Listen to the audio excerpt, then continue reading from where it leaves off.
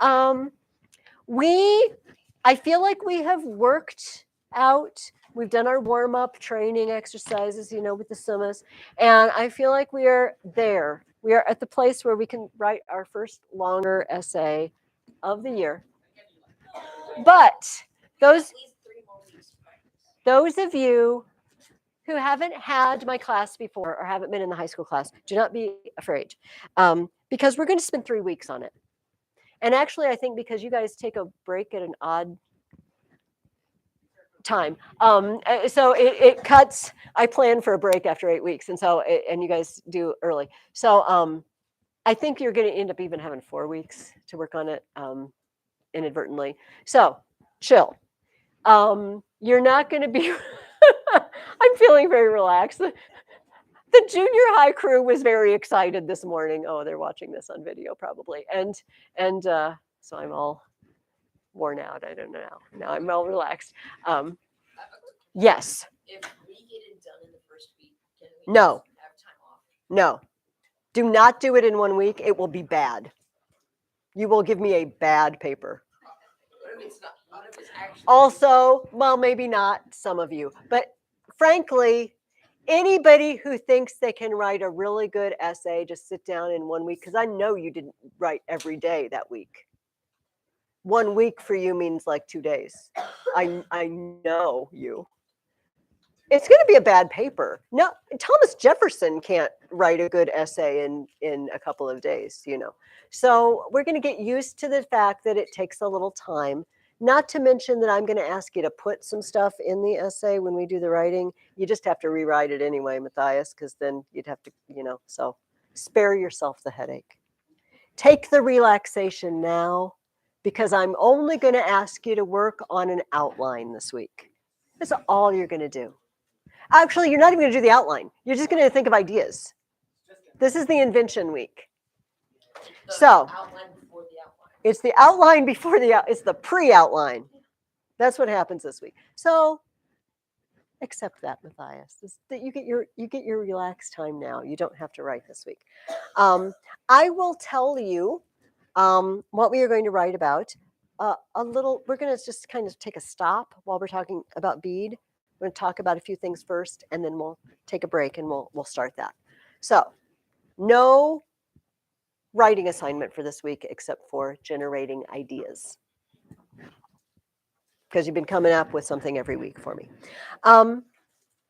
This week's art of the week is a cross, a large stone cross.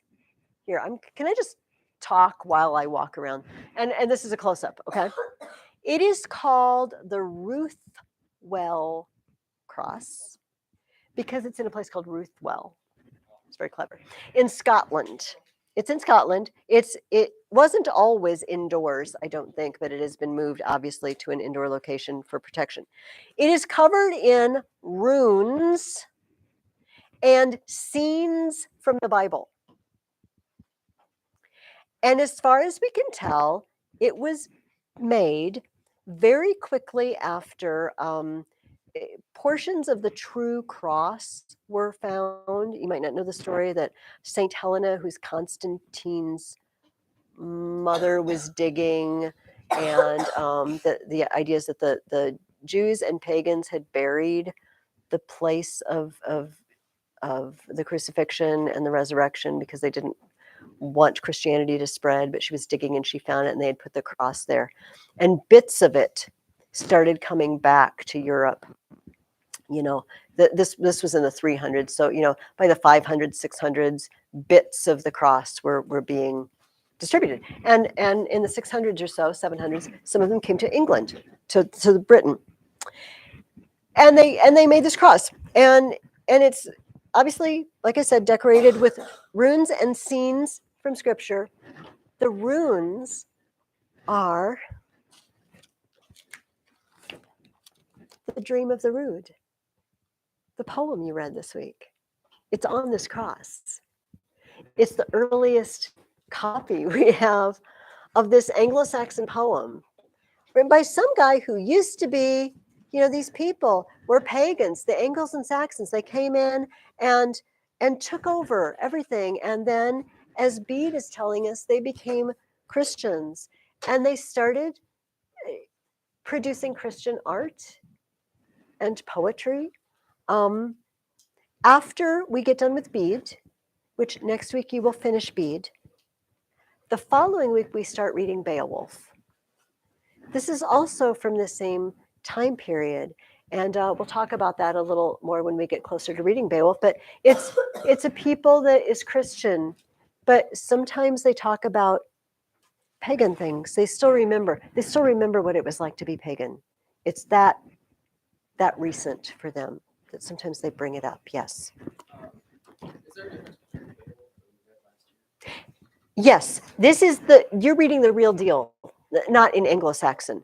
The thing we read in the junior high was just a retelling. It's the same plot, but this is actually written in verse. So it's got the alliteration and it's got, and it's a more expanded, it's a translation. And that was just a retelling. That's a good question though. So I had you read this poem, The Dream of the Rood. And we're going to answer the last question first. We're going to answer that question. I asked you how Jesus is described, and is the tone of the poem sorrowful or victorious? I'm sorry, I saw Ethan first, so I'm going to let him. So I wrote down Jesus was described as a mighty king and the Lord of heaven while laying his life down for the sins of the world. I would say personally, this poem shows victory. I mean, there's a lot of sorrowful elements in it, like during the crucifixion. But the root, and like right after it, the root's like this is the Lamb of God who was slain for the sins of the world, So it does show a victory of the cross and saving all of mankind. Would you like to add anything to that, Alex? Exactly what I was going to say. Okay. I'd like to read a couple of things out of it that really struck me. On the first, so I'm starting on page 25. I don't know, it doesn't have line numbers, obviously, so it's hard for me to direct you to where I'm reading, but this is about a third of the way down. The author is seeing this vision of the cross, and he says, surely it was no longer the gallows of vile crime in that place. We've talked about this, I think. It's so easy to forget. We put crosses on necklaces and earrings and things, and it was a torture instrument. It was a guillotine. It was a electric chair. It was I don't know what lethal injection machine. I don't know what that would look like exactly. And we wear it because it's become a sign of victory, as the cross talks about in this poem. But it's the gallows. It's like a hangman gallows. Like, here's my necklace. See my cool necklace? With the noose. What? No, the noose is the victory of mankind. That's what the cross is. It's a horrible torture instrument. Yeah, you think about before the story of Jesus, maybe right after the crucifixion, or even before that, like if you were wearing something that drew on your arm like a cross before the time of Jesus. Mhm. Just a horrible person. Even the Romans that used this, they would still think oh, you love it so much that you would wear it Yeah, it's horrific. And you guys have heard the story. I mean, it's terrible to die by crucifixion.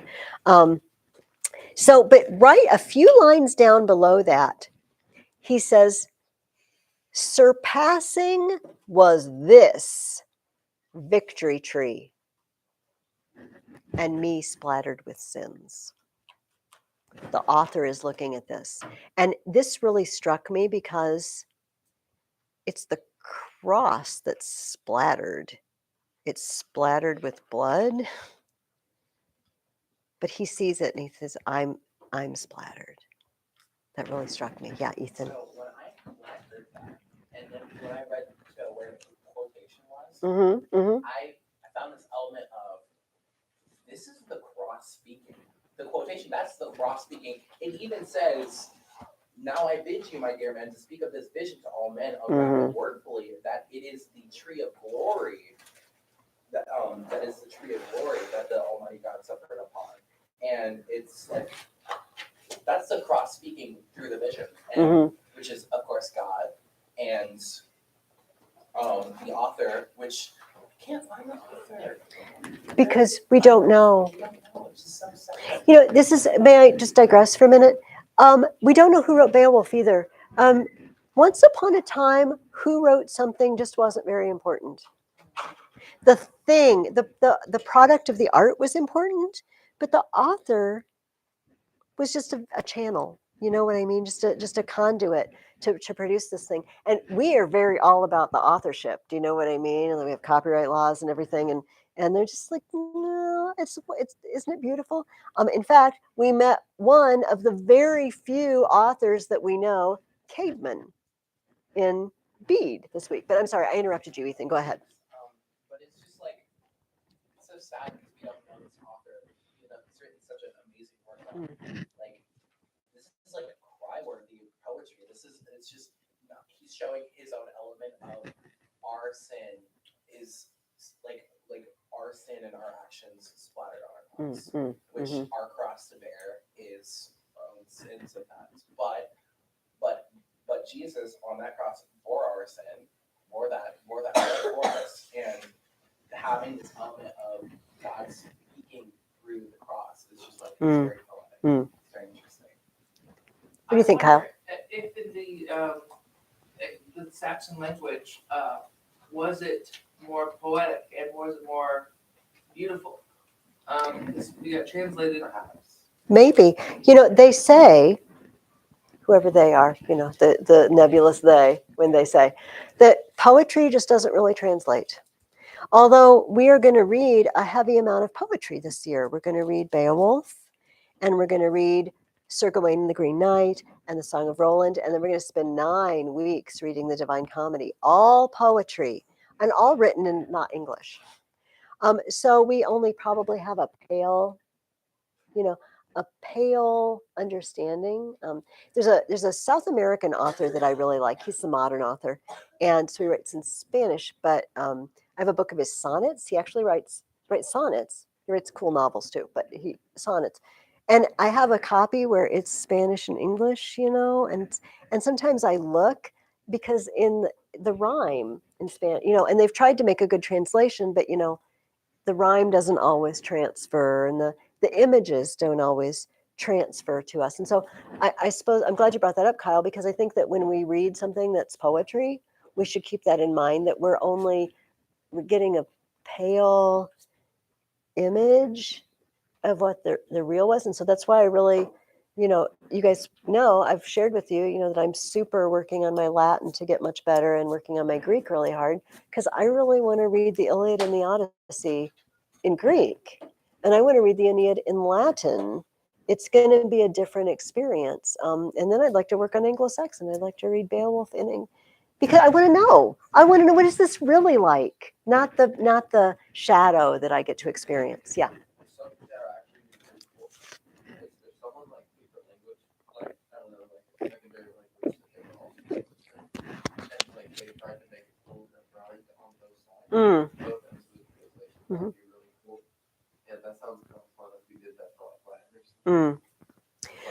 When Jesse, remind me. Hey, Jesse, remind me when we get to the Divine Comedy. It's not the copy I'm going to have you do, but there's Dorothy Sayers did a translation, and she did that. She tried to do in English what he does in Italian. And it's kind of hard to understand sometimes, but it's really cool. Maybe I'll bring in a page of it or something, and we can compare translations. So remind me. Say, Mrs. Ferguson, we're supposed to compare translations when we get to the Divine Comedy, because I will forget. A little farther down, this cross, same page, on that first page, he looks at the cross. It says, at times it was steamy with bloody wet, stained with coursing gore. At other times it was glistening with treasure. It's both. You know, that torture instrument that we talked about, but it's our treasure. It's our life. And then The best of wood said. And then we have the long quote. I'm going to read at the top of page 26. This is this image of Jesus. Listen to how Jesus is described. I saw then, the cross is talking, I saw then the Lord of mankind hasten with much courage, willing to mount up upon me. There I dared not go beyond the Lord's word to bow or burst apart. Then I saw the corners of the earth tremor. I could have felled all those foemen. Nevertheless, I stood fast. The young warrior stripped himself then. That was God Almighty, strong and firm of purpose. He climbed up onto the high gallows, magnificent in the sight of many. Then he wished to redeem mankind. I quaked when the warrior embraced me. Jesus, so picture it. Picture somebody like in the Greek or Roman world, and you go to the gymnasium, right? And we've, giggled about this, whatever. In the Greeks especially, it's stripped down, right? You're stripping down because you're gonna exercise naked. The Romans didn't do it that way, but you're gonna strip down to the bare necessities, and you're gonna oil yourself up, and you get ready for battle. This is Jesus, according to the Christ. He's like a warrior. When the guards strip his clothes, when they cast lots for the garment that was sewn all in one piece, in this version, it's like he's stripping himself for battle. And this is an okay version because Jesus said, no one takes my life. If they don't take his life, they sure don't take his clothes without his permission, right? No one takes from me. I lay it down. And it's got this image of this warrior. He's taken off everything extraneous and he's laying it down. He's going up on that cross because this is the battle of, I was going to say the century or the millennium. This is the battle of all time. He is taking down death. He is taking down death. And remember who's writing this? A Germanic warrior culture, right? Relatives of the Vikings. These are rough people, right? Where the strongest person gets to be king of the tribe and leader of the tribe. Warrior means everything to them. But who is the ultimate warrior? Jesus. Yeah, Jesse. I'm curious how he says no one thinks anything from me. I lay it down. That's like saying I quit before someone fires you. Except he actually has the power. Yes, except yes, he actually has the power. In this case, it's a good thing, but it's true. The cross says on that same page, they shamed us both together. I bore the shame of holding the God of the universe on me to death. He says, I witnessed it all. And then towards the bottom of that page, it says, then they wrought him an earthen hall. This reminds me of Anglo-Saxon barrows, where you're burying your warrior. If you're certain groups of Germanic tribes, you're burying the whole doggone boat, right? In a big barrow mound. And like they're building him a mound, they're building him a barrow. Then they wrought him an earthen hall, the warriors within sight of his killer. They carved it from the brightest stone, setting therein the wielder of victories. And then on page 27, about a quarter way down, on me, the child of God suffered a while. Therefore, I, triumphant, now tower under the heavens, able to heal any one of them, those who stand in terror of me. Long ago, I was made into the hardest of torments, most hateful to men, until I made roomy the righteous way of life for them, for those bearing speech. Listen, the Lord of glory honored me then over all forested trees, the warden of heaven's realm. Picture, you're in a forest, right? You're a tree. You're a tree. You're a sentient tree. We can pretend anything we like. And you're getting lopped down. One of you is destined to be the cross.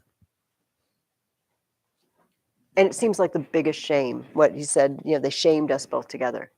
But now he's like, he honored me over all forested trees because I got to take a part in the salvation of mankind. Let's go to the end, the very last few lines on page 28. The sun was victory fast upon his journey, powerful and able, when he came with his multitudes, the army of souls into the realm of God, the almighty ruler, as a bliss for the angels and all of the holy, those who dwelt in glory before in heaven, when their sovereign came back, almighty God, to where his homeland was. This is the glory of the resurrection and ascension, right? When he came back, the warrior. Picture you're some Saxon group, right? Right? And the tribal chief has gone off with the warriors to do whatever. I don't know, pillage, fight the neighboring tribe. I don't know. And they come back. They come back victorious, right? With captives and plunder, and they're victorious, and they come back, and you have a big feast and celebration.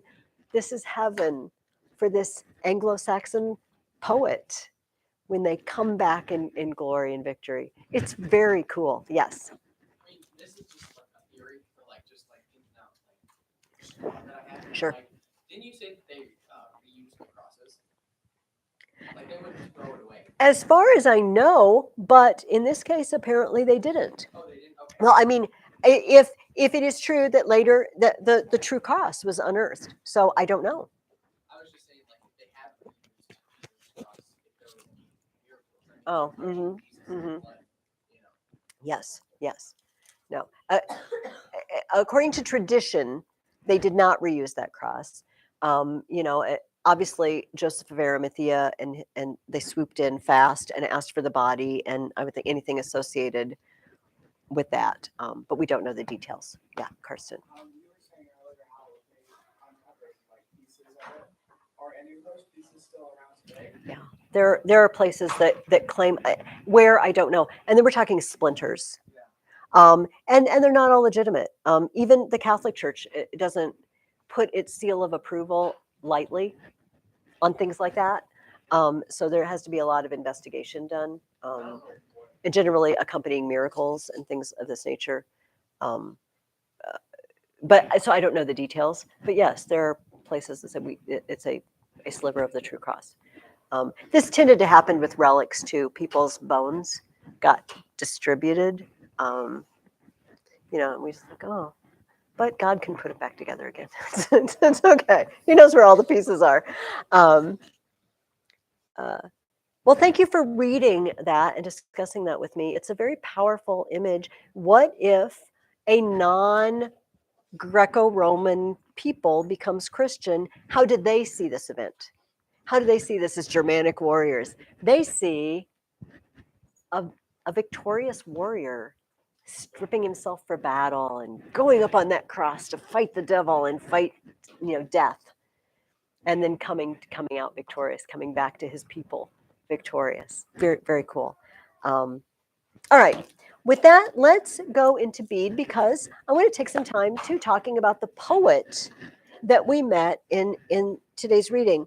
I had trouble organizing this reading for us. It felt like a bit of a hodgepodge of a lot of different things going on. So I'm sorry if it seems a little scattered, but we'll hit the highlights. And I want to take plenty of time to talk about our paper topic. I wanted to mention something that I didn't mention with you guys last week. We talked about, for the last couple of weeks, we've talked about Bede is really all about unity, right? This is why the Easter thing is such a big deal. If we celebrate Easter at different times, we're not unified, and Christ's body is one body, and we should be one body. So there's this problem of how do we become unified. There's also the problem of the Britons and the Angles and the Saxons, right? And when they first showed up, the Britons said, we don't like you, we will not evangelize you, we will do nothing. And Augustine, sent by Pope Gregory, said, if you will not help evangelize them, you will have to deal with war and problems. You have a chance at unity right now. You're blowing it. And they did blow it. And we've read about an awful lot of, the king of the West Saxons comes after the king of the Northumbrians, and there's not unity. Well, I thought this was very interesting. This is, like I said, this was last week's reading. It was at the very end. It said there were two English nobles named Ethelhun and Egbert. And the story was that they both got ill with there was some sort of plague going around. And Egbert felt not ready to die. In other words, he felt like he had really squandered his life, and he wasn't comfortable presenting that life to the Lord and standing before the throne. And he's like, yeah, I want more time to amend myself and bear fruit for God. So he went off and he prayed, and he came back, and his friend Ethelhun said, Egbert, what have you done? We were going to go together. We were going to leave this world together. I know what you prayed for. God has told me, and you're getting it. Ethelhun said, I'm on my way out. I'm not going to make it. You can make it, Egbert. And he did. He lived a long time after this. And Egbert threw off the disease, recovered, and lived for many years. He became a worthy ornament of the priestly order, and as he had prayed, lived a life of great merit, entering the kingdom of heaven at the age of 90, in the year of our Lord 729. Egbert led a life of great humility, gentleness, purity, simplicity, and uprightness. He brought great blessings both to his own nation. What's his nation? He's an English noble. And to the Picts and Irish among whom he exiled himself. The Picts and the Irish wouldn't evangelize the English. But Egbert is English, and he exiled himself among the Picts and the Irish and ministered to them. It's going the other way. The Britons who wouldn't evangelize, it's flowing, the blessings are flowing back to them, even though they refused. Egbert is an example of the blessings flowing back the opposite way that they were supposed to, if you know what I mean. But nonetheless, God is good, and he uses an angle to bless the British. I thought that was a cool, when two sides, maybe I said this last week, when two sides argue, somebody needs to make the first move, if you know what I mean, or you're just going to argue forever. Somebody needs to be big enough just to say, okay, I'm sorry, we're having a disagreement. What can I do to make it right? Even if you don't think you're wrong. Somebody has to do this. Egbert did it. You people, Bede has made little comments all through his book that even in our own day, this was in last week's reading, even in our own day, the British don't have more to do with the English than they can help. Really? They're still on that? But Egbert was extending, the olive branch, as they say. Okay. I wanted to talk about, I didn't ask you a question about this guy, but we met at the very beginning of book 4, a guy named Theodore. Theodore is a big deal.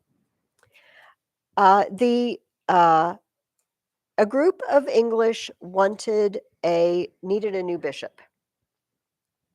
And the Pope turned to a guy named Hadrian and said, hey, Adrian, why don't you go to England? Why don't you go to Britain and be the bishop? And he's like, I'm kind of old, kind of tired. It's a long way. Don't really want to. Maybe you can find somebody else. So it says, at this time there was in Rome a monk. I'm on page 203. At this time there was in Rome a monk named Theodore. In the middle of 203. A native of Tarsus in Cilicia. Who else is a native of Tarsus? You happen to know. Paul of Tarsus, who was well known to Hadrian. He was learned both in sacred and secular literature, in Greek and in Latin, of proved integrity, and of the venerable age of 66. So they drafted Theodore to be sent to Britain, although poor Hadrian got sent too. It's like Hadrian tried so hard to get out of this gig. It's like, oh, yeah. And Hadrian, you go help Theodore. It's like, I told you I'm old and tired and I don't want to go. But Hadrian went too. And it says on page 205, this is about a third of the way through the first paragraph. Theodore was the first archbishop whom the entire Church of the English obeyed.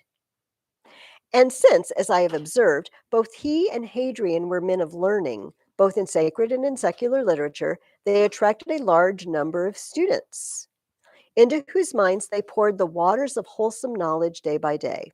In addition to instructing them in the scriptures, they also taught their pupils poetry, astronomy, and the calculation of the church calendar. In proof of this, some of their students still alive today are as proficient in Latin and Greek as in their native tongue. Again, they're living, remember what they said last, you people who live out on the edge of the world, do you think you're so great? Yes, they do. They are. There are people learning Greek in Britain in 669 at a time when most of the rest of the West has forgotten how to read and speak Greek. They're losing it. So, which means they can no longer read the New Testament in the original. They can't read Plato or Aristotle or all that stuff we read 2 years ago. You with me? No, none of it. None of it. Also, what page was that? On 234. At the same time, with them, they had two other guys, Benedict and John. Page 234 talks about John. It's chapter 18. Oh, okay. Book 4, chapter 18. In the second paragraph, it says, Benedict received Abbot John and conducted him to Britain, where he was to teach his monks the chant for the liturgical year as it was sung at St. Peter's in Rome. Abbot John taught the cantors of the monastery the theory and practice of singing and reading aloud.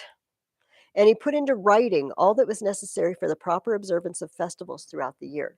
So those Christians who do not go to a more liturgical Christian tradition don't really understand. It's a big deal. Music, chant, the liturgical calendar, it's very complicated. There's different tunes that you follow at different times of the year. And they were masters. In Britain, they were becoming masters of this. So I did not know this story until this summer. I was at a conference and one of my teachers told this story. Theodore, while he's in England, with Benedict and John and the rest of the crew, and their learning is expanding. And like Bede said twice, not only sacred, but secular literature. There's like masters of learning it there. They sent to Rome and asked for a copy of the Bible in Latin to be sent to them so they could make copies. Okay? This is very early, like 600s, okay? Very early copy. Jerome lived around the year 400. So this is a very early copy of the Latin Bible. They sent it. Theodore says, okay, we're going to make 3 copies. We're going to have, multitasking monks, or in some cases, I know the Romans did this. One person would read and you'd have a group of people writing all at the same time, so you can do multiple copies at the same time. So we're going to make 3 copies. One is going to stay in Britain. Well, 2 of them are going to stay in Britain at different archdioceses. And one of them we're sending back to Rome as a gift for the Pope, who allowed us to borrow this Bible. Okay. Where the original is, don't know. The other 2 copies, I don't think we know where they are. The copy that got sent back to Rome apparently didn't make it because the Pope died and people forgot about this copy, and it made it to Italy, but it ended up in Milan, apparently, where it was found many years later. This is referred to as the Codex Grandior. It's one of our earliest surviving copies of the Bible in Latin. It's a big deal. And it's all because Theodore asked to borrow this Bible. And then they sent it back, and through its trials and tribulations and not making it back to Rome, ended up in Milan, I think. in a northern Italian city, and I think it was Milan. In other words, these people are a hub of learning, high level instruction, and accomplishing amazing things. And of course, why this is zipping ahead in history, but Bede is written in 731. Okay, it says on the back. So by 800, Vikings are pillaging. And I hate to tell you this, but Iona and Lindisfarne are getting torched to the ground. It's just King Alfred the Great. He was awesome. They had a little renaissance there, but it's never going to be the same again as it was under these guys. Yeah, Rhett. With the Bible, like Bibles back then, like books in general were like big deals because Mhm, they had mhm, different mhm. stuff. So like how do you know like how they transferred it all? Like you don't they didn't have like first class. No. Like oh you're going to Rome. Yes, yes. But probably if you had something as valuable as that, you have a commission. That you people are entrusted with this to transport it. But yeah, in general, books, letters, that sort of thing. Oh, which way are you going? Here, take this bag of stuff. It's going that way. Yeah, it was very relaxed. But for something that I'm sure it was a beautiful copy. Yeah. And very valuable. So they would probably have a team, and your job, maybe they have other tasks as well, but one of your main jobs is get this there. Which is funny how it passed. Yeah. So many of these the elements of this story, the details, we don't know. Why did you stop? Why did you leave it there? How did it end up here? But that's what we've pieced together. And apparently Theodore was a major mover and shaker in that Bible being copied, and also in the British Isles becoming or continuing to be this amazing, amazing hub of learning. Okay, let's see what time it is. Let's hit King Sebi. What is King Sebi like? I'm going to give this one to Alex. He was, and I quote, given to religious exercises, constant prayers, and the holy joys of almsgiving. The book said that he would have rather been a monk than a king, except that his wife didn't, because monks weren't allowed to have wives. Mhm. So he would have had to divorce his wife, and his wife really didn't like that, which I don't blame her. I don't blame her either. I don't Yeah. blame her. I mean, I would have, but yeah, that was King Sebi. Yes. King Sebi is the king of the East Saxons. We've heard a lot about the Kent. That's Ethelred at the very beginning. Kent, they were the first people to accept the missionaries. And then Northumbria and West Saxons, that's the East Saxons. Isn't Kent the southeastern? It sticks out there. So the gospel is spreading, but it isn't complete, because the next question I asked you, Bishop Wilfrid got in a fight with the king. No details are shared. They didn't get along. Wilfrid was given the boot, and he was ousted, much to his chagrin. And so he sets out, and he wants to preach to the South Saxons. Why the South Saxons? Did he just what? Oh, that's a real that's a really good. Like, I want to get as far away as I can from that jerk king. It might have been part of it, but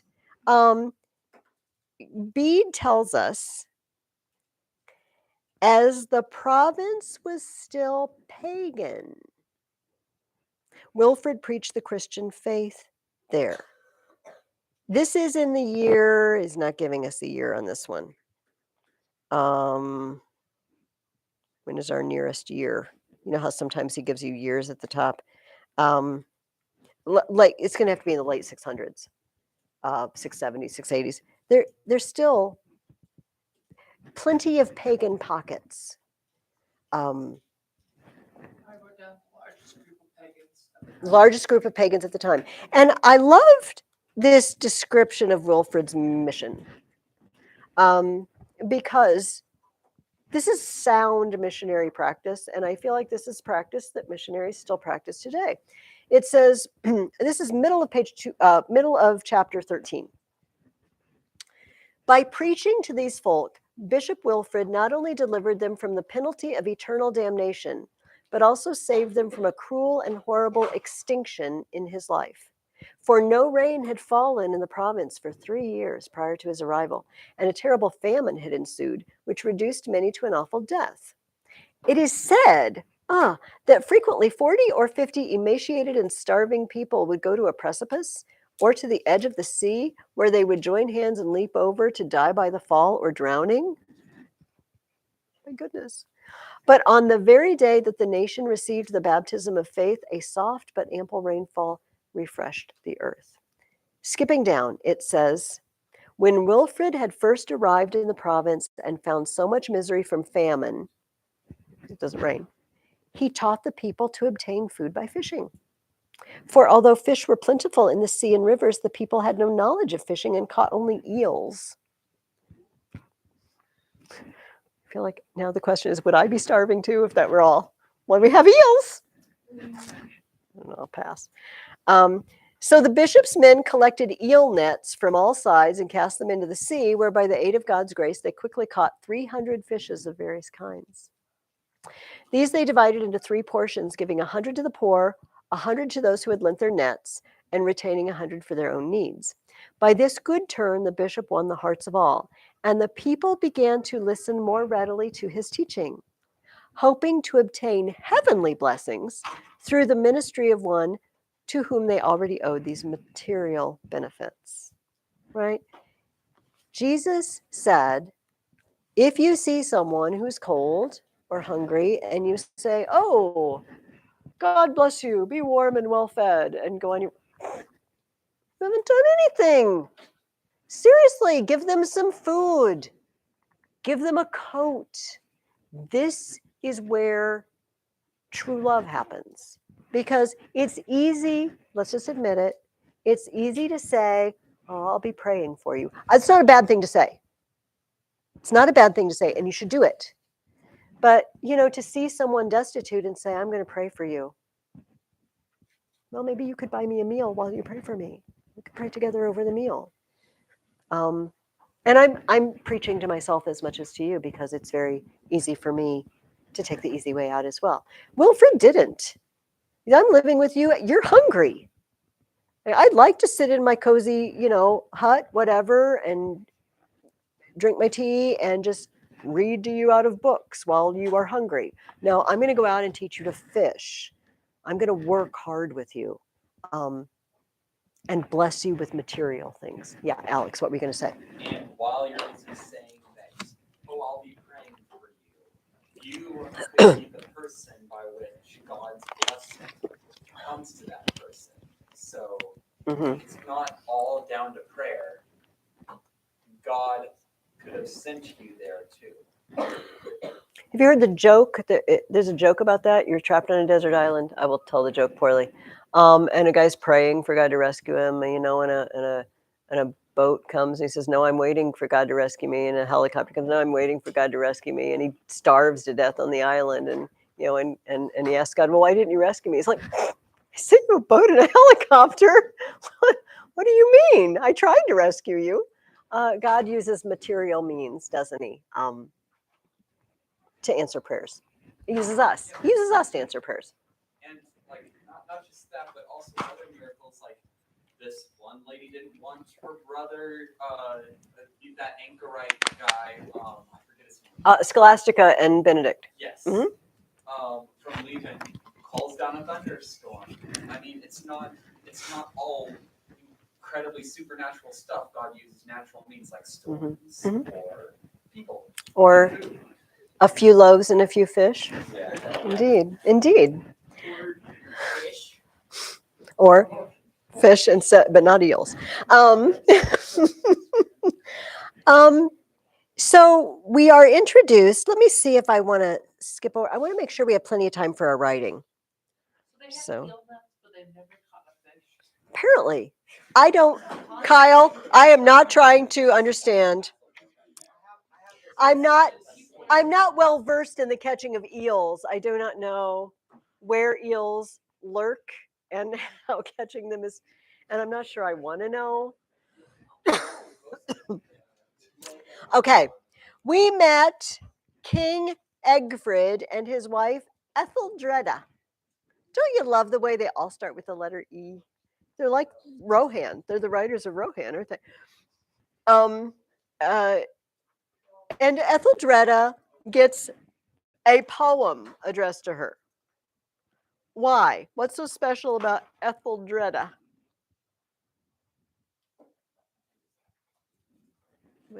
Yeah, or to whom? To whom? Okay, I blew up the first part.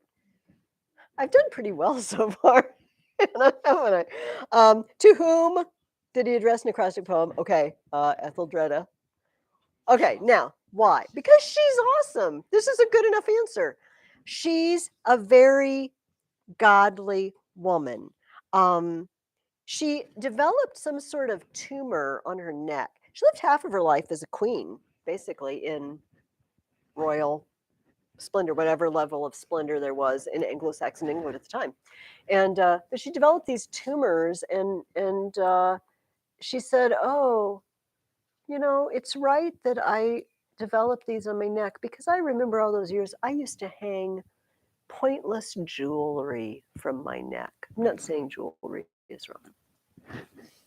I'm wearing jewelry.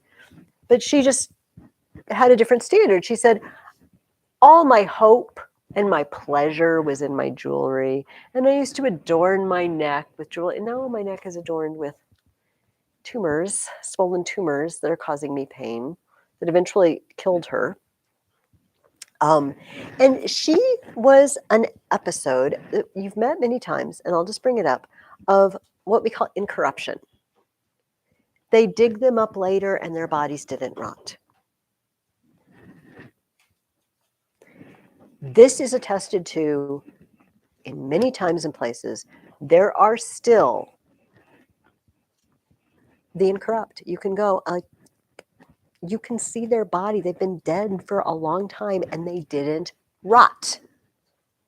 Sometimes they have a sweet smell like spices and things. And if you ask me why, first of all, I'm not God, don't know.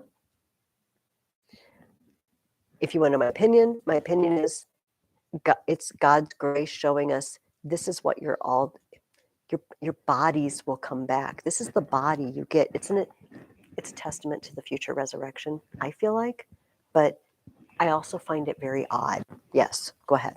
You can still see it? Yeah. I don't know the details. I'm not up on my saints very well. Know about this. I know. Well, the Catholic world does.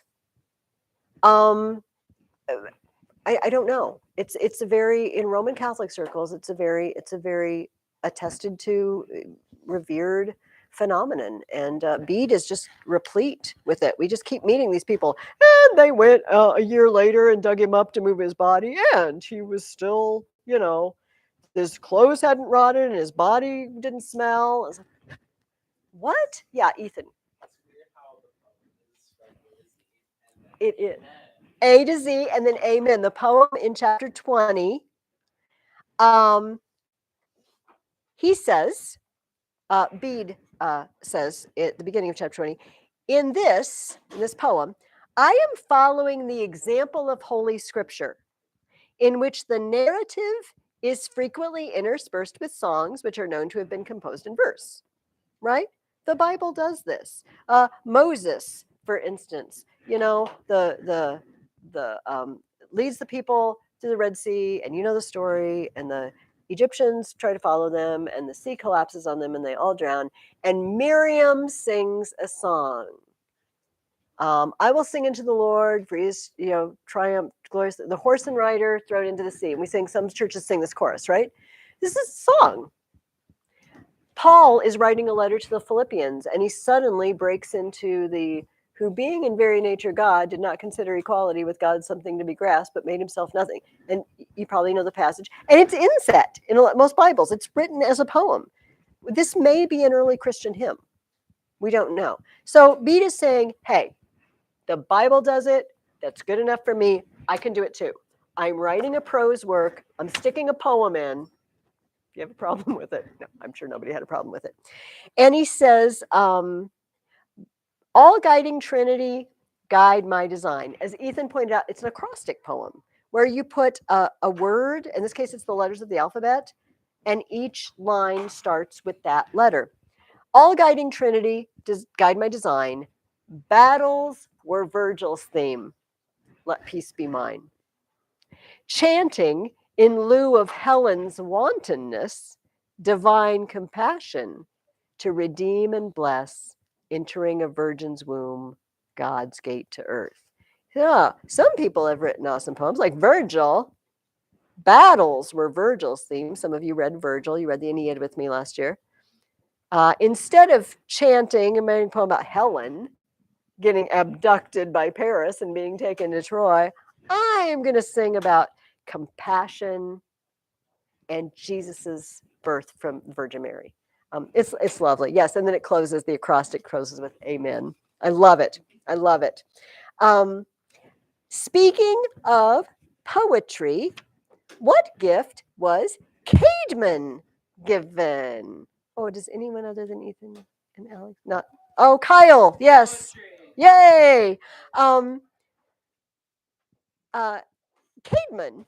Poor Caedmon. I feel like and maybe some of you have felt this way sometimes. Caedmon worked in a monastery. You know, he wasn't one of the monks. He just worked there. And he really stunk at music and singing and poetry, and the whole thing was really bad. And sometimes at night, you know, after dinner, they're doing hymns or they're reciting poetry, and he just quietly gets his stuff and leaves. Every time this happens, it's like, have you ever been in a situation where everybody's doing something and you're really bad at it? Do you know? Maybe I feel like it happens to everybody eventually. You're in a situation, it's like everybody else here is really good, and I am just want to crawl under the table and hide now. Please don't make me do it. And so Caedmon would do this. And one night he goes out and it says he's dozing. So he sees in a vision, in a dream, a man standing beside him who called him by name. Caedmon, he said, sing me a song. I don't know how to sing, he replied. That's a mean thing to say to somebody who's bad at it. I don't know how to sing. It is because I cannot sing that I left the feast and came here. The man who addressed him then said, but you shall sing to me. What should I sing about? He replied. Sing about the creation of all things, the other answered. And Caedmon immediately began to sing verses in praise of God, the Creator, that he had never heard before. Praise we the fashioner now of heaven's fabric, the majesty of his might and his mind's wisdom, work of the world warden, worker of all wonders, how he, the Lord of glory everlasting, wrought first for the race of men heaven as a roof tree, then he made middle earth to be their mansion. Bede says this is the general sense, but the actual words that Caedmon sang, and not the actual words. For verses, however masterly, cannot be translated literally from one language into another without losing much of their dignity and beauty. Bede is writing in Latin. Caedmon sang in Anglo-Saxon. They bring him in the next morning to the abbess of the monastery. It's like, this dude suddenly is a great poet. It's like, well, what happened? And he tells the story. Well, how about, and she gives him a Bible story. But can you turn that into a poem? And he does. Any biblical story or reference that they give the man, he can turn it into verse. And he couldn't do it before. This is amazing. So I don't know if the parents are probably not too old. Do you remember, there used to be I don't really do contemporary Christian music, but there used to be a band called Caedmon's Call. Do they still record? Anyway, they were very popular. It was the 80s, 90s, maybe 90s. Anyway, that's why they were called Caedmon's Call, because this man could take any biblical story or reference and turn it into beautiful poetry. He was given a gift. Why? I don't know. I'm not God. Apparently, God decided, this would be wonderful for him. I mean, God's grace to come on you and make you suddenly good at something that you felt particularly bad at. Apparently, it really blessed the monastery where he lived, and his poetry got out. Bede shares it. As a matter of fact, this poem, uh, in the Latin version, is one of the earliest examples we have of poetry being written in the Anglo-Saxon world, like The Dream of the Rood. Jesse or Rhett, did one of you have did I see, was there like a hand? Was it you? Oh, no. Okay. I thought you said, does one of you want to go? Oh, no, I'm sorry. I thought I saw somebody wanting to say something.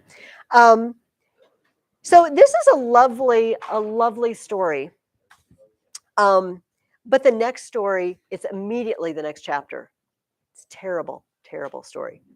What draws God's wrath on Coldingham Monastery? Oh my gosh, Ethan is laughing at them. They were terrible. Apparently, there was this monastery just full of slackers. So, this guy, Adamnan, by the way, this Adamnan is not the same Adamnan, I don't think, as wrote Our Life of Columba. Not 100% sure it's not the same person, but I don't think it is. Yeah, he went to live there. Go ahead, Alex, you fill it in. Do you want to? Oh, you go for it. Yes. All right. Okay. So an angel appears to him, and he, let's see. I'm trying to. So the angel says, "Hey, I have a problem," and Adam is like, "Yeah, I know, I'm an awful sinner, and I need to commit myself to a life with Christ." And he's like, "You're right. But many, besides yourself, need to atone for their sins by good works, and by setting themselves free from worldly occupations, to labor more eagerly to cultivate a desire for their eternal welfare. Yet there are very few who do this. I have just visited every part of this monastery in turn. I have examined their cells and their beds, and I have found no one except you concerned with this soul's welfare. But all of them, men and women alike, are sunk in slothful slumbers, or else they remain awake for the purposes of sin.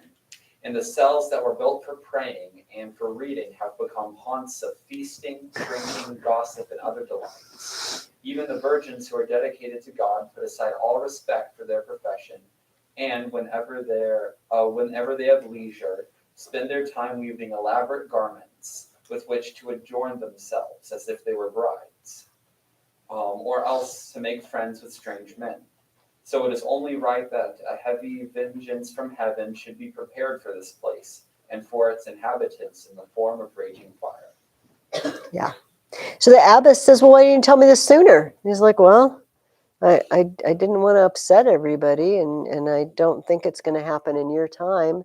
She says, "Oh, well, we need to straighten up and fly right." It reminds me of Nineveh when Jonah comes, and they straighten up, but not for very long. And yeah, so Bede says, "My informant in all these events was my fellow priest, Edgils, who was living in the monastery at the time."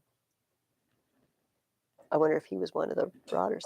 "And when the majority of the inhabitants had left the ruined building, he lived a long while in our own monastery and died there. I have thought it desirable to include this in my history to warn the reader of the workings of God and how terrible he is in his doings towards the children of men." This doesn't make a good sermon anymore, does it? It's like, whoa, beware the wrath of God. But we talked about discipline a couple of weeks ago, right? And it says God chastises us for our own correction. And frankly, I don't want to be chastised. I'd rather do it right the first time. But we don't. Yeah. So we have, on the one side, we have this man who is suddenly a great poet. And on the other, we have the monastery where standards have really, really dropped. This happens weirdly in the church.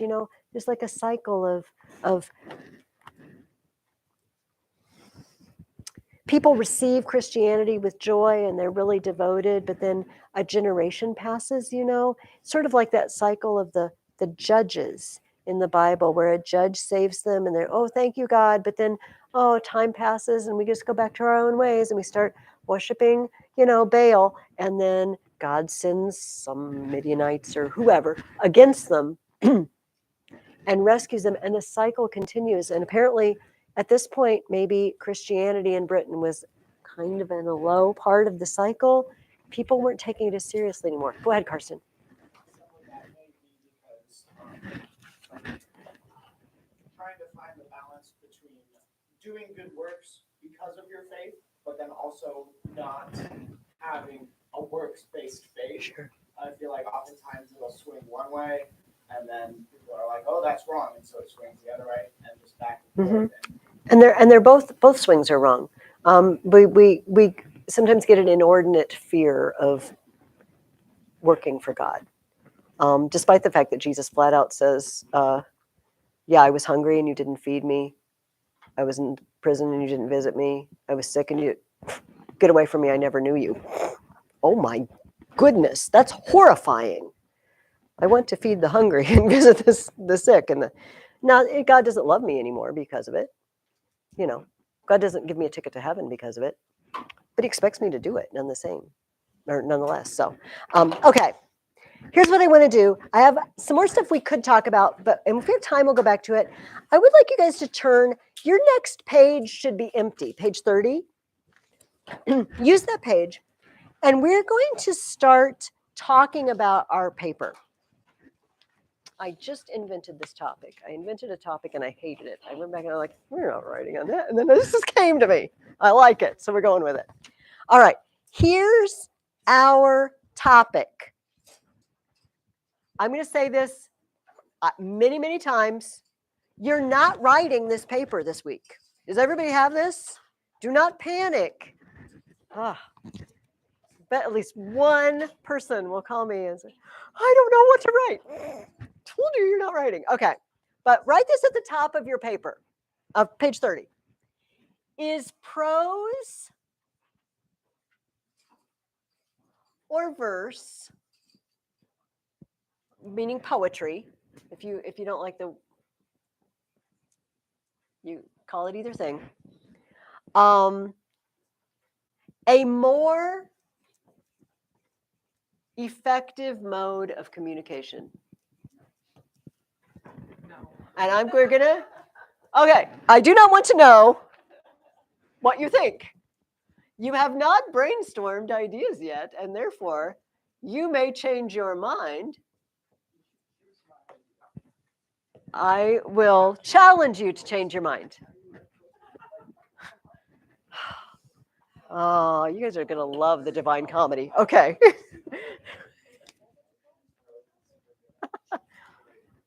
Okay, so if you're lucky, if you're unlucky, probably.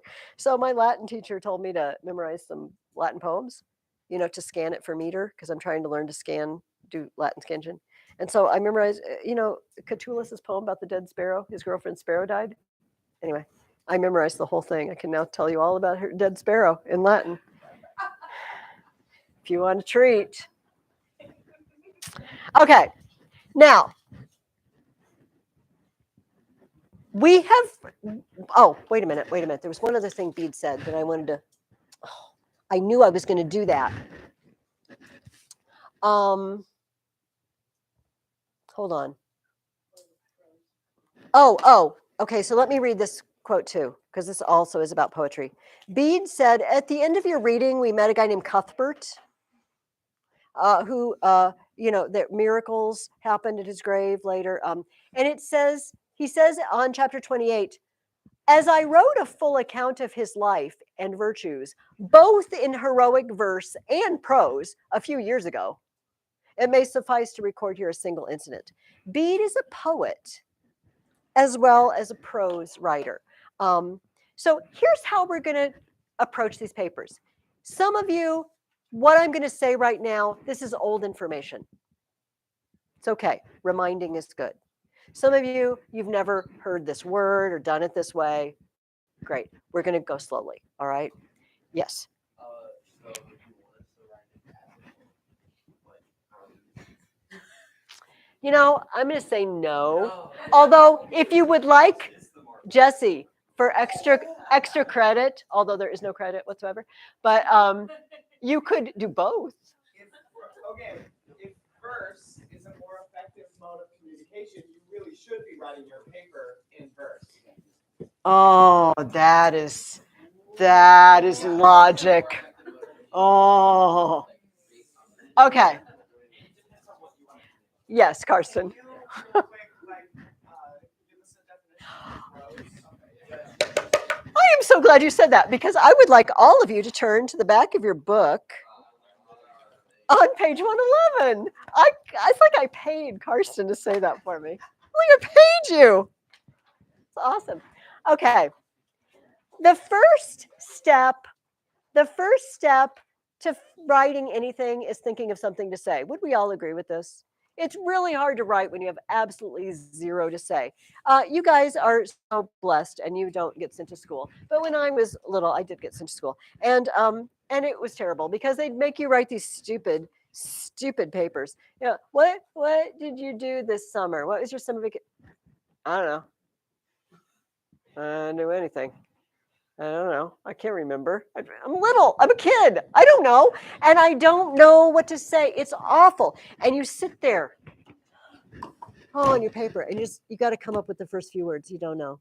You don't know what to say. It's awful. If you don't have anything to say, writing is a miserable chore. So the first thing so this is based on, in the ancient world, there was were ancient teachers of rhetoric that were taken up in the Middle Ages, and they said, okay, here are the stages. These are the canons, they call them, of rhetoric. The first one is invention. Invenio in Latin means to find out or discover, right? We think of invention being, like Edison invented the light bulb or something like that. But invention really means to find out. He discovered, right, how to make it work after his 100 whatever filaments that didn't work. We're going to find or discover things to say. We're also maybe going to find or discover our opinion. Because if some of us don't have an open mind, maybe some of us do. And we might not really know how we feel about this yet till we dig in. When we are in invention stage, basically it's a fancy word for brainstorming. We're just thinking of every idea we can possibly generate to decide which side of the issue we fall on and what can we say about it. And the ancient rhetors found 5 places. They call them topics. Topos is the Greek word for place, a location. Topics are locations. They're places to go in your brain to ask you questions when you're not sure what to ask. And the first one, Karsten, is definition. You knew that. You did that just for me, didn't you? You said definition. It seems to me the first thing we have to do is define what we mean, which is exactly what Karsten asked us to do. What is, and you feel free to write down anything you want here to help you. And then I'll launch you on what I want you to do, for next time. What is prose and what is poetry? Okay, I heard ooh, ooh, ooh. Guess who? Okay, Ethan.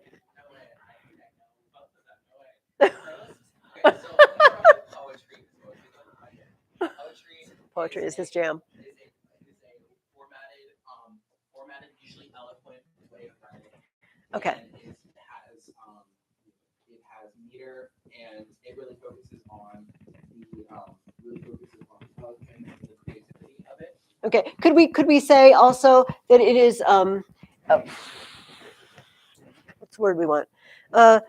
Creates images. It's I wouldn't say it's descriptive. Prose can be descriptive. It's evocative of images. I don't know how to say that in one word. Evokes images. Okay, I don't. There's probably a word that means that, but I don't know it. And prose is more analytical. It's very like I'm taking this, I'm using facts. It's usually formal, without bias. Would like a Jane Austen novel be prose though? Or would that be poetry? So does it have to be does it have to be nonfiction, analytical? In general, prose is just like not poetry. Not poetry. This is a very good definition. The ordinary way of like speaking, like how you would have a conversation with someone. Normally, Yeah. you wouldn't like spend half an hour thinking of how you can have a conversation with somebody in perfect meter. You don't want to No. talk to the Greeks. No. So, So wait a minute, Matthew had something. I'll say it later. I think when we get to that point, it'll make more sense. Okay. All right. Don't forget though. like the paragraphs, I believe everyone's writing this prose, just like Tony Darwin, right? Mhm. Say,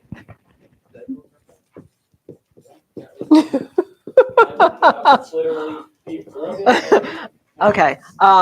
Ordinary, non-metered, and even meter is not a very good description because you guys know I've talked about this when you were younger, I think.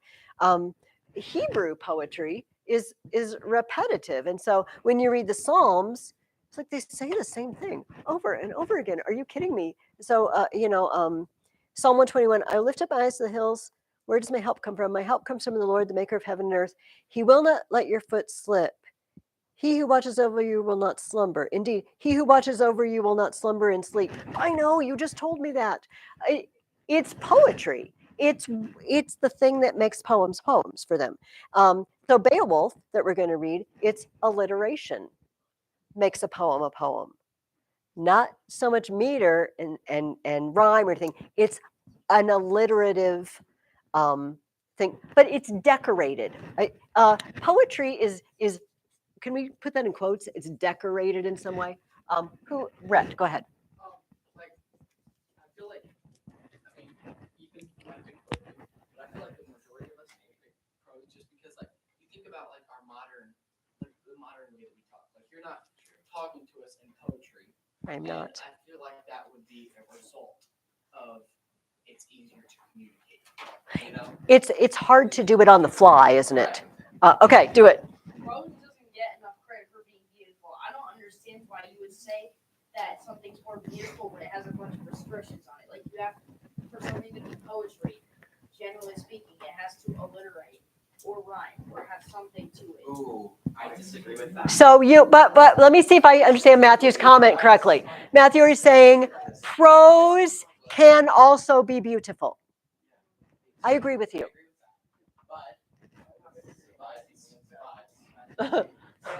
Shh, shh. Hey, guys, shh. Let Ethan talk. Also, we want to look at some other topics here, so time's a wasting.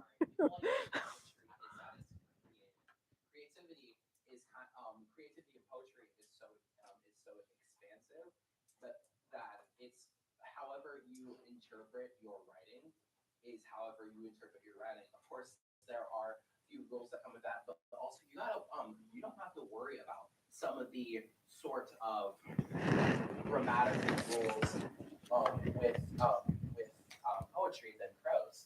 Like you don't have to really worry about like this is a fragment, this is this, blah blah blah. This is true. It's very like open to interpretation. You don't have to have perfect. Yeah. So in other words, Ethan, prose has its own set of restrictions. Poetry may have restrictions, but prose has its own set. But I agree with Matthew. Prose can be quite beautiful and evocative. I'd But like to remind everyone that the question isn't whether it's more beautiful or not, it's whether it's thank you. Okay. So I feel like now we have to define what do we mean by effective. No, I feel like it's great class. Good. Okay. So what do we mean by effective? You know what? For time constraints, I'm going to tell you what I mean. But when we do that, this isn't the best way to do this. I'm sorry, but we have like 5 or 10 minutes left, and this just because they don't give me like 3 hours for this class, so I don't know what to do. So effective, I mean communicates an idea. First rule of definitions, don't use your word in the definition. It communicates an idea in a clear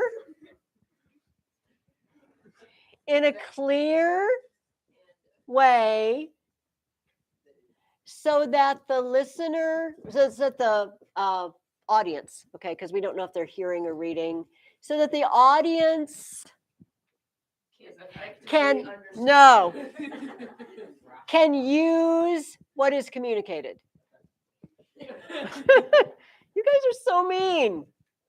I'm making this up as I go along, and you're just mean. Here, I'm getting rid of the. Can I write some of this?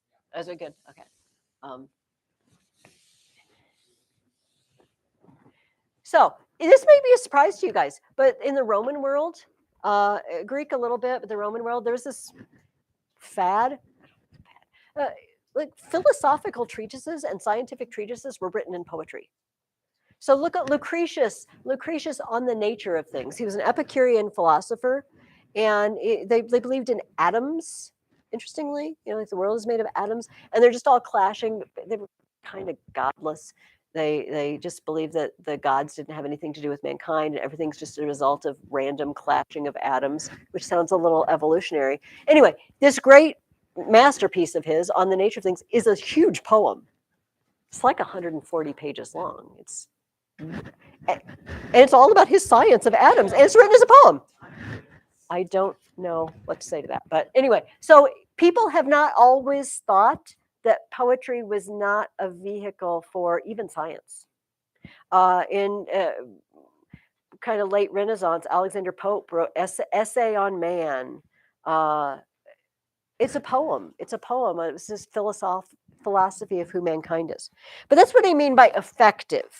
Okay, so let's think about that a little more dimension, though, before I launch you off. If I need an idea communicated to me, you can communicate it to me in a couple of ways, can't you? You can address my mind, tell me all your reasons, and be very logical. And yes, I understand, and yes, I agree with your reasoning, and so I agree. Or you can bypass, and you can go straight to my heart, can't you? Music does that for us a little bit.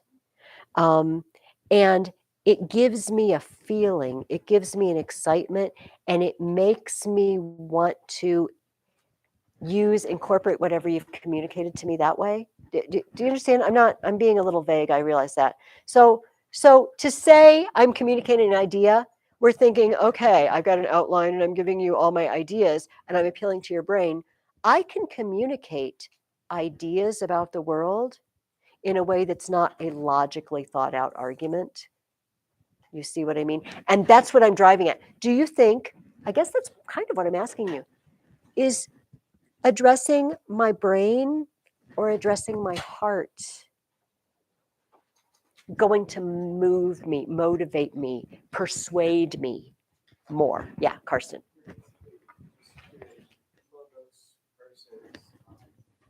Pathos. I am indeed. Okay, so what I want to do is just mention a couple of these other topics. One is, the next was comparison that I have on your sheet here. In other words, how can one thing be compared with another thing?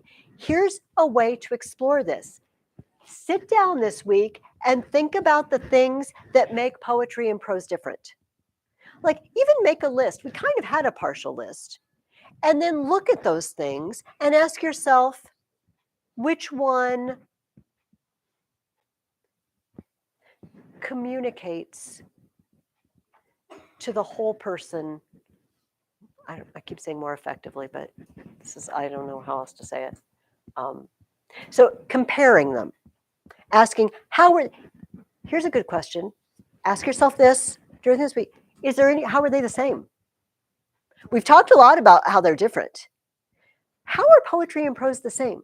Ask yourself that, explore that, and that might lead you down some avenues. So, in your definition, you said it in a clear way. I know, my whole thing is very vague, Kyle. Effective way. It's better than So the you other say topic I had. Clear way. That the audience understands In a that way that the audience. if I've communicated to you, Kyle, effectively and clearly, then we're thinking the same thing now. And if we're not thinking the same thing, you mean who's the audience for the paper you're going to write, or who's the audience for any given piece of poetry and prose? The audience and your definition of effective. Whoever's listening to the poetry or prose, whoever's listening or reading, whoever is the recipient. Matthew, just the recipient. Relationship. I like cause and effect. What causes it and what does it lead to? Why does someone choose to write poetry? Why does someone choose to write prose? What happens to people when they read prose? What happens to people when they write poetry? Writing instruments are throwing. Oh, and they're returning them? Well, thank you for being such a sharing person. Also, I'm going to skip circumstance because it's not so good for this one. The final one is testimony. What do other people have to say about it? What does Bede say? I wrote in heroic verse and prose. He said, so does Scripture. So we already have a couple of testimonies here. So here's your job this week. I want you at least 3 times before we meet again to sit down with this piece of paper. And I want you, and a writing instrument, and I want you to really think about these things. What is poetry? How do I feel when I am exposed to poetry? That can mean songs too. Song lyrics are poetry. Music, technically, even without lyrics, is a poetic form. Think about the dream of the rude and think about Bede. How did I react to each of those experiences of reading? And when you run dry of things to think about, look at your topics and say, is there anything else here I could define? Is there anything else I could compare? I could just flat out compare the dream of the rude and Bede. I could compare Caedmon's poem and Bede's acrostic poem to the rest of his book. Think about what motivates that relationship. What motivates people to write in one or the other, and think about other people, other writers who have chosen to communicate in one or the other, maybe exclusively. They bear testimony to the fact that they find worth in that. I want you to just write down as many ideas as you can think of and bring them with you next week. Is that clear to everyone? If you feel like you're a little short of ideas, do not be scared, because we're going to share next week, okay? We're going to share with each other. We can freely steal from each other here. This is a group.